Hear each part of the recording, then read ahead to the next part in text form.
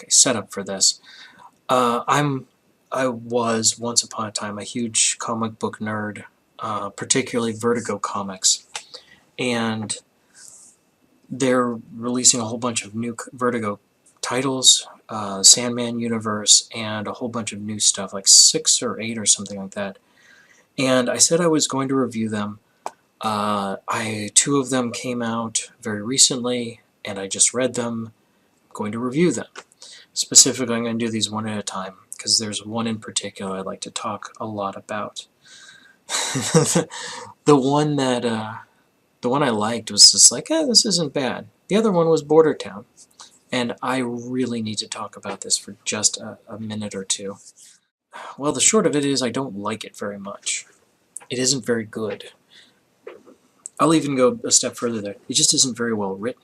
It's Border Town is by Eric M.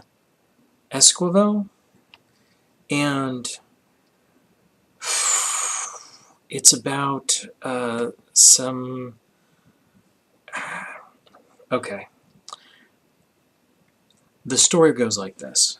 It's Border Town. So there's this kid and his mom and his stepdad or his mom's boyfriend are moving to this border town that's on the American-Mexican border. It's very close to it anyway. There's a monster, and that's it. There was really not a lot going on in this comic. So problem number 2 is that it's kind of boring. There isn't much going on. Because problem number 1 starts right from the get-go. We see a bunch of cliched rednecks. America First rednecks show up. I mean, that is how it begins. We start with a bunch of guys who say some, offensive shit, and they're just with their guns and they're shooting in the air like absolutely no one on Earth does. So I think the impression is these are a bunch of racists that we're supposed to dislike. We know nothing about them other than they spout some unlikable cliches. That happens a lot in this comic. There are a lot of cliches and caricatures. A word on cliches and caricatures. They have their purpose and they have their place. I was thinking, the first thing that came to my mind was a comic book from way back in the day, X Factor, when it was still kind of a new-ish comic. There was this scene where Scott Summers and Jean Grey are in a really fancy restaurant, and the premise was they're going to have a nice dinner, and then some crazy lunatic shows up, bursts through all the windows, and there's like a bunch of elephant-sized cockroaches with him, and he just shakes his fist and says, fuck you all. I'm paraphrasing. And mankind has ruled the earth for long enough.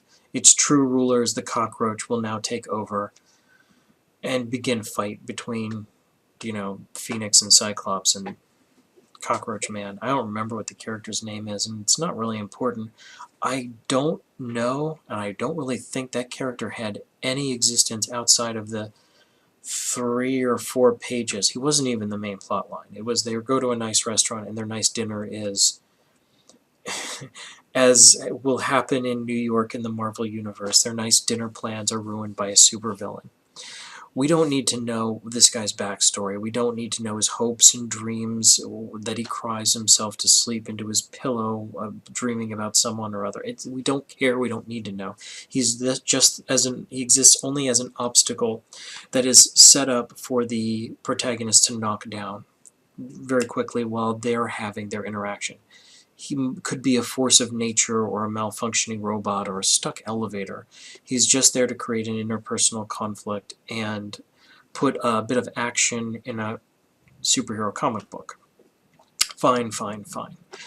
For a Vertigo comic book, which has always been the kind of adult, no, not kind of, the adult label for DC, these are supposed to be more mature titles. These are supposed to be more interesting, visceral, graphic, grown-up stories. That's not good enough. Showing me a cliched bully who's a skinhead who hates people because they're half Mexican or some shit, it's just like, it it doesn't create any pathos. It doesn't create anything interesting. It's like he's not even powerful or anything. Like he gets beat up right away. He's not even a good bully. It's not very good. It's not interesting. It doesn't. It's not exciting. There's a weird thing that shows up. There's a monster, and it turns into people's fears, the thing they fear most, and they fear stupid shit. It's like ice, or the police, or urban teenagers, or something like that. And that's not an assumption, that's not an impression, it flat out spells all of that out. There is no subtlety, there is no nuance whatsoever in this comic book at all. We have this character who's like kind of angry at the world. He's a teenager, whatever. But we know exactly why. Because he flat out says it all. He gives he monologues his backstory in one page. On one page, through several panels, he just monologues his backstory. It's boring as shit. Sorry for the darkness. That's just how this works out. This one page in particular, God, just going through it, and it's not horribly drawn. It's just not. This would be adequate art if it were a good story. God, none of this makes any goddamn sense. Teenagers don't talk like this. It's like when two of the characters are like, oh, you're talking to the skinhead. He has no... This is what I mean. Okay. So, new kid shows up at school one day. New kid. First day at school. He seems to be friendly to a kid who's a skinhead. Literally, we saw him have like a 2-minute conversation with him. Like literally, it's like, oh, hey, hi, this is my name, this is you, hey, I'm Frank, blah, blah, blah. And everyone immediately assumes he's a racist because he hangs out with a racist character. I'm like, but he's a new kid. It's like, why would you jump to that conclusion necessarily? Because he's literally the new kid here. There's no way he knows any. He doesn't know any of them. They know he knows no one.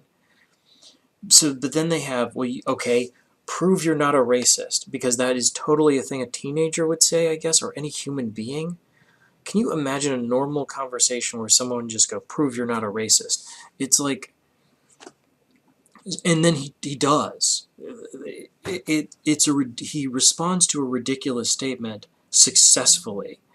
And this is where we learn that our protagonist is half Mexican, and then at that, I mean, here's what happened. So I'm reading this, I'm going, oh, this is like a lot of cliches and stuff, but maybe it'll get better. I want to be open-minded with this. I want to give this a chance.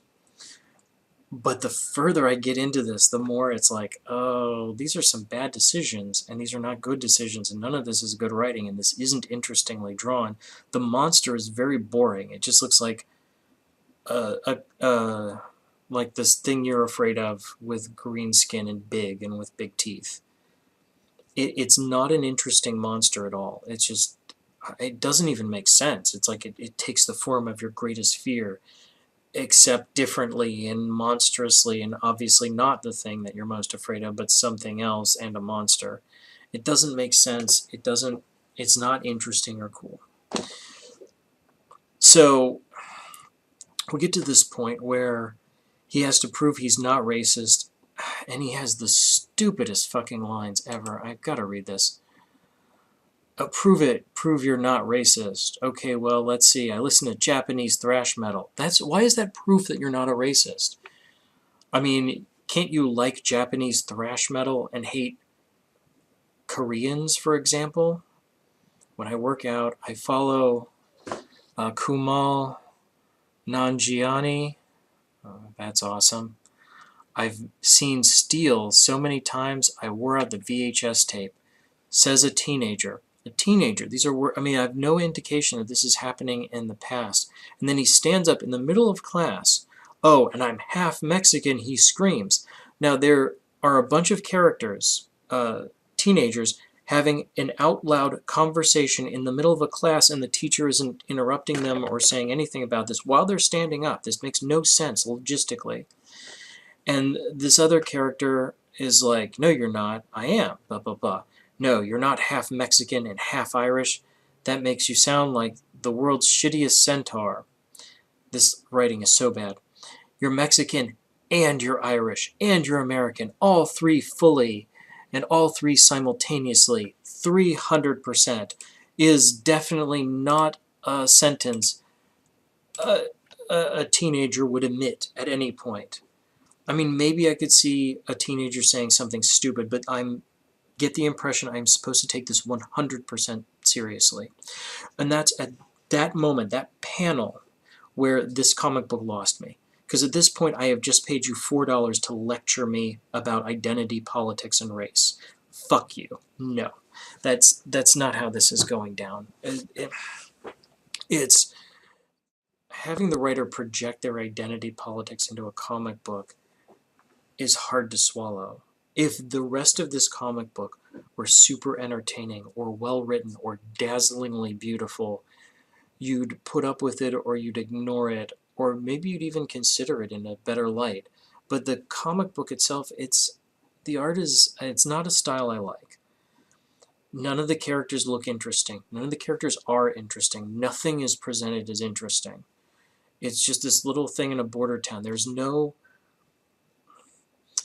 I get the feel they were going for, to have it kind of visceral and like these are real teenagers and stuff like that, and this is like a real interpersonal thing while the supernatural thing is happening, but the writer is not up to the task they've set themselves to. Esquivel can't write this. None of the teenagers talk like teenagers. None of the details are interesting. All the villains are cartoonishly villainous. Like the redneck guys are just standard. I mean, how do you think someone who's going to write about identity politics is going to write a cartoonish redneck? That is how they are presented. Exactly what is in your mind, that is how they are put on the page. For no reason. They have no lines really, other than to just show off how racist they are and how kooky they are and how crazy people who like guns are. And it's just, they don't do anything. They don't interact with anything. If I haven't been clear on this, I gave this a try. I gave this an honest try. I am not buying this comic book again. I'm not spending $4 more on this crap. This was not good enough to read again. Would like to talk about the other comic book, but that'll be another video. So let's go from there. Otherwise, my synopsis on this. This was not a good comic book. I mean, this is...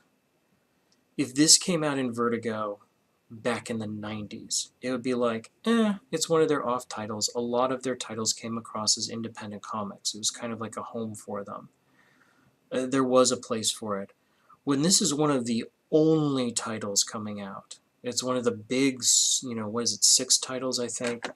The big new titles are coming out, and this is one of the big ones. This is not a grabber. This is not the next Sandman or John Constantine or Swamp Thing or Animal Man or any of that. This is, or Fables, for fuck's sake. This isn't anything like that. This is crap. This is just a bunch, this is the writer kind of being patronizing to me, and I don't pay for that, not twice.